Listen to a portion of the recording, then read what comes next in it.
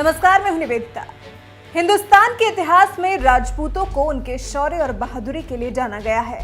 कहा तो यह भी जाता है कि हिंदुस्तान में 7वीं शताब्दी से 12वीं शताब्दी तक राजपूताना युग रहा है।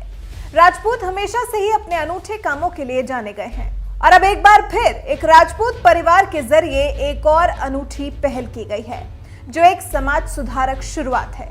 ये शुरुआत है दहेज की बेड़ियों में जकड़े इस समाज को आजाद करने की। आमतौर पर बेटियों के दहेज की बलि चढ़ने के मामले भी खूब सामने आते हैं। आमतौर पर देखा गया है कि दहेज की इस प्रथा को खत्म करने की बात तो बहुत लोग करते हैं, लेकिन इसकी पहल करने की कोशिश कोई नहीं करता। लेकिन इस मामले में पहल करते हुए राजस्थान के एक राजपूत परिवार ने मिसाल कायम की है। इस परिवार ने दहेज में मिले 31 लाख रुपए से भरे थाल को दुल्हन के परिवार को वापस लौटा दिया और हर किसी को दहेज की इस कुरीति को समाज से खत्म करने का संदेश दिया।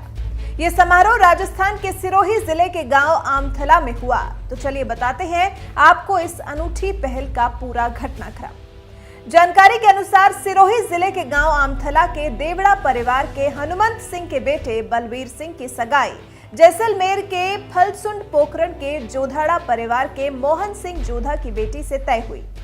रविवार को दुल्हन पक्ष टीका लेकर आया था। तब दुल्हन के पिता ने दूल्हे बलवीर सिंह और उसके पिता हनुमंत सिंह को बतौर शगुन 31 लाख रुपए से भरा थाल दिया। इस पर दूल्हे और उसके पिता ने दुल्हन के पिता के सामने हाथ जोड़ लिए। दोनों के हाथ जोड़ते ही एक बारगी तो सबको लगा कि शायद दहेज की राशि कम होने के कारण हाथ जोड़े हैं। वहां मौजूद हर शख्स यही सोच रहा था कि क्या 31 लाख की राशि कम है। लेकिन जब ये पता चला कि दूल्हे और उसके परिवार ने दहेज के 31 लाख रुपए लेने से इनकार कर दिया है, तो वहां मौजूद हर शख्स ने दूल्हे पक्ष की जमकर तारीफ की। जब इस बारे में बलवीर के पिता से बात की गई तो उन्होंने बताया कि बेटे बलवीर सिंह के टीका दस्तूरी में फलसुंड से संबंधी टीका लेकर गांव आमथला आए। टीके की रस्मों के दौरान उन्होंने बतौर दहेज 31 लाख रुपए देना चाहा, तो मैंने और बेटे ने लेने से मना कर दिया, क्योंकि बेटियां अनमोल हैं, इनका मोल नहीं लगाया जा सकता। आज 31 लाख दे रहे हैं, कल किसी को 51 लाख या 1 करोड़ देने पड़ेंगे। इस प्रथा का कोई अंत नहीं है।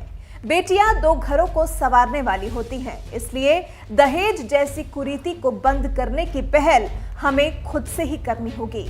अगर सब हनुमंत सिंह की तरह सोचने लगे तो वो दिन दूर नहीं होगा जब हम दहेज की इस कुरीति की जड़ों को अपने समाज से उखाड़ फेंकेंगे। दूल्हे के पिता हनुमंत सिंह के अनुसार दहेज प्रथा के मामले में राजपूतों की भूमिका अग्रणी रही है। वो बताते हैं कि मैं और मेरी बेटी शुरू से ही इस प्रथा के खिलाफ है। मेरी बेटी ने मुझे सुझाव दिया था कि हम भाई की शादी में कोई दहेज नहीं लेंगे और हमने किया भी बिल्कुल वैसा ही। हमने आज टीके में मिले 31 लाख रुपए लौटाकर शगुन के तौर पर सिर्फ 1100 रुपए लिए हैं। वैसे आपको बताते चले कि हमारे देश में दहेज लेने और देने पर कानूनी रूप से प्रतिबंध लगाया हुआ है, लेकिन हमारी जनता इस कानून को मानने के लिए तैयार ही नहीं। पहले दहेज को दहेज के नाम से लेते और देते थे, लेकिन प्रतिबंध लगने के बाद इसका नाम बदलकर शगुन कर दिया है। लेकिन यहाँ सवाल ये उठता है कि आखिर कब तक हम नाम बदलते रहेंगे। अगर नाम न बदलकर एक बार अपनी सोच बदल कर देखें तो अपने समाज में एक बड़ा बदलाव ला सकते हैं। क्यों ना हम बलवीर सिंह और उनके पिता के जरिए की गई पहल को आगे बढ़ाएं। आप हमें कमेंट कर अपनी राय जरूर बताएं।